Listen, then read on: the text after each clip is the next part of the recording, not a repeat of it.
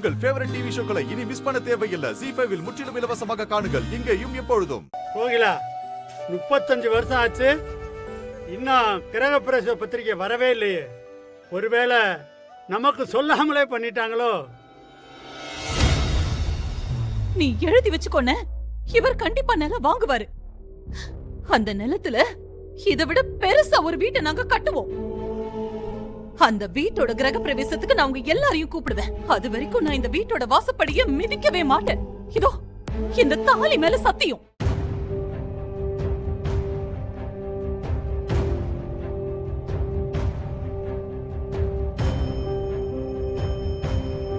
இன்னும் எவ்வளவு நாள் தான் இப்படி பிடிவாதமா இருப்ப? இது பிடிவாதம் இல்ல, நீ வைராக்கியம். உங்ககிட்ட எல்லாம் சொல்லாம நான் கிரக பிரவேசம் பண்ண மாட்டேன். பத்திரிக்கை வைக்க கண்டிப்பா நான் வீட்டுக்கு வருவேன். நீ கண்டிப்பா வருவேன். நாங்க இன்னும் தோத்து போயிடல. வாழ்க்கையில நமக்கு நல்லது செஞ்சவங்க கடவுள் மாதிரிக்கா. வாய்ப்பு கிடைக்கும் போது அந்த கடவுளுக்கான காணிக்கைய உடனே செலுத்திடணும். அக்கா குடிங்கக்கா. அக்கா, உங்க வீட்டுல ஏதாவது விசேஷமா?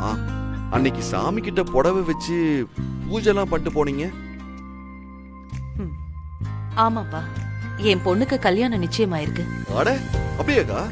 ரொம்ப சந்தோஷம்க்கா. கல்யாணம் நல்லபடியா நடக்கணும்க்கா. எங்க வீட்டுல கூட எனக்கு ஒரு அக்கான ஒருத்தி இருந்தா. அவ எங்க அப்பா அம்மாவோட ஆசையில மண்ணலி போட்டுட்டு எங்க வீட்டுக்கு வேலைக்கு வந்த ஒருத்தன் கூட சொல்லாம போயிட்டாக்கா.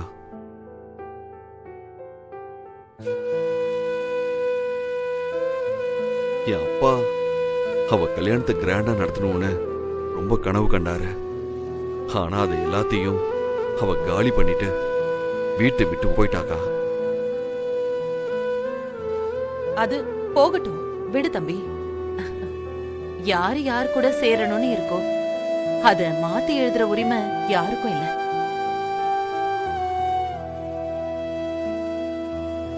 சும்மா யாரும் புருஷன் பொண்டாட்டியா ஆயிட மாட்டாங்க. விதிப்படிதான் எல்லாம் நடக்கும்.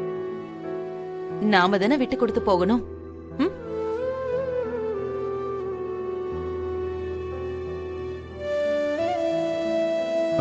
என்ன இது லட்சுமி?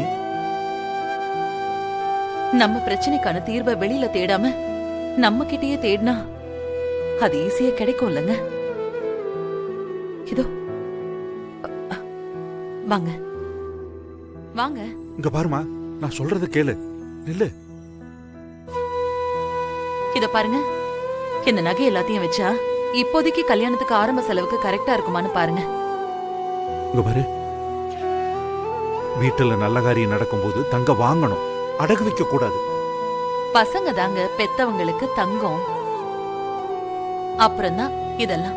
இப்ப என்ன, நம்ம பொண்ணு கல்யாணம் நல்லபடியா நடக்கணும், அவ்வளவுதான். இந்தாங்க புடிங்க.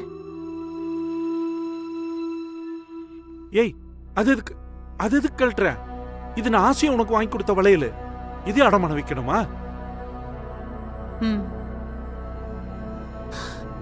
இருக்கிற நகைங்களே 10 தெரியல. ஏங்க, இத நான் இப்ப கையில போட்டுக்கிட்டு என்னங்க பண்ண போறேன் சொல்லுங்க? இதையும் அதோட வைங்க வைங்க. இப்படி படபடன்னு பேசின எப்படி? என்னையும் கொஞ்சம் பேச விடு. என்னங்க இப்போ கிளம்புங்க நீங்க. இல்ல வேண்டாம் லட்சுமி.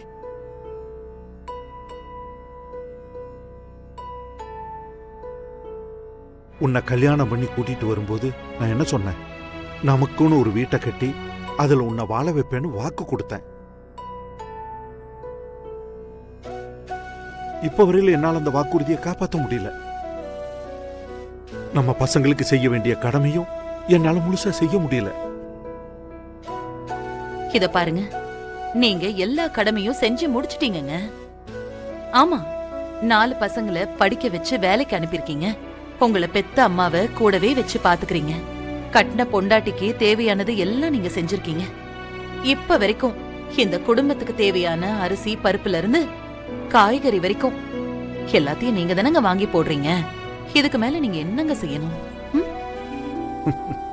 புருஷனை மற்றவங்ககிட்ட விட்டு கொடுக்காத பொண்டாட்டியை பார்த்துருக்கேன். ஆனால் புருஷனை அவங்ககிட்டயே விட்டு கொடுக்காத பொண்டாட்டினா நீதான் லட்சுமி. எனக்கு என் புருஷன் எல்லாரையும் விட வசதி தான். என்ன இன்னைக்கு உங்ககிட்ட பணம் இல்லாம இருக்கலாம், ஆனா பாசத்துல நீங்க கோடீஸ்வரங்க. சரி சரி சரி, பேசிட்டு இருக்க டைம் இல்ல, நீங்க சீக்கிரமா கிளம்புங்க. இங்க பாரு, என்ன இந்த நகையெல்லாம் அடகு வச்சாலும் ம். நீ நினைக்கிற பணமெல்லாம் கிடைக்காது. பணம் கிடைக்காதா? ஐயோ, அப்படியா? பணமும் கம்மியா கிடைக்கும், மாசம் மாசம் வட்டியும் கட்டணும். அது சரியா வருமாங்க? என்ன பண்றது இப்போ? சரி, ஒண்ணு செய்யலாம். இத மொத்தமா வித்துருங்க. ஆ? ஆ. அ, ஆமா, வித்துருங்க. இல்ல அது லட்சுமி வேண்டாம். சரி, சீக்கிரம் கிளம்புங்க. இல்ல இந்த இந்த வலையிலையாவது நீ வச்சுக்கோ. ம். இந்த வளையல வித்துட்டா நீங்க எனக்கு வேற புது வளையலே வாங்கி தர மாட்டீங்களா? ஆ? தருவீங்கல்ல? பின்ன என்ன, யோசிக்காதீங்க, டைம் ஆகுது, கிளம்புங்க. ஜவுளி கடைக்காரரை வேற வர சொல்லிட்டேன் நானு. காசு கொடுக்கணும், சீக்கிரம் கிளம்புங்க, யோசிக்காதீங்க, கிளம்புங்க. ஐயா, வரப்போற எலெக்ஷனுக்கு நம்ம தொகுதியிலிருந்து யாரை நிறுத்துறீங்க? யார் நின்னாலும் நம்ம ஆளுதான் சேர்மனா வரணும். விட்டுறக்கூடாதுடா. ஆளுங்கட்சியில எவன் ஜெயிச்சாலும் அவன் நம்ம சொல்ற ஆளுக்கு தான் ஓட்டு போடணும். நம்பிக்கையான ஒரு ஆள் கிடைக்கிற வரைக்கும் நம்மள இருந்தே ஒரு ஆளை முடிவு பண்ணிடலாம். என்ன சொல்றீங்க? ம்.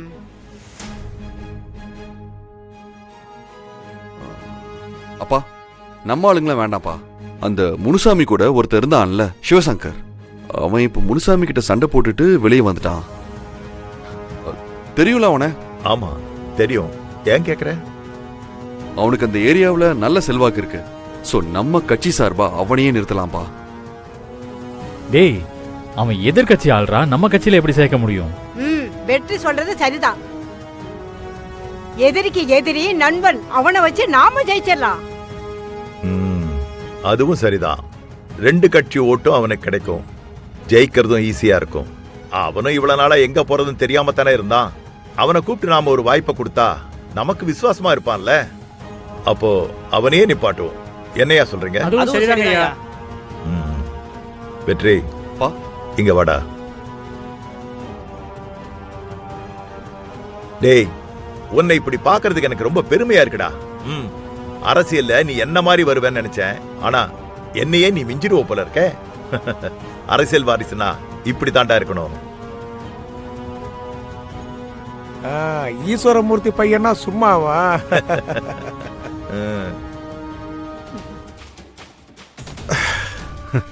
சம்பந்தி வீட்டுக்கு 3வது மனுஷங்க மாதிரி வந்து நின்றுட்டு இருக்கோம்.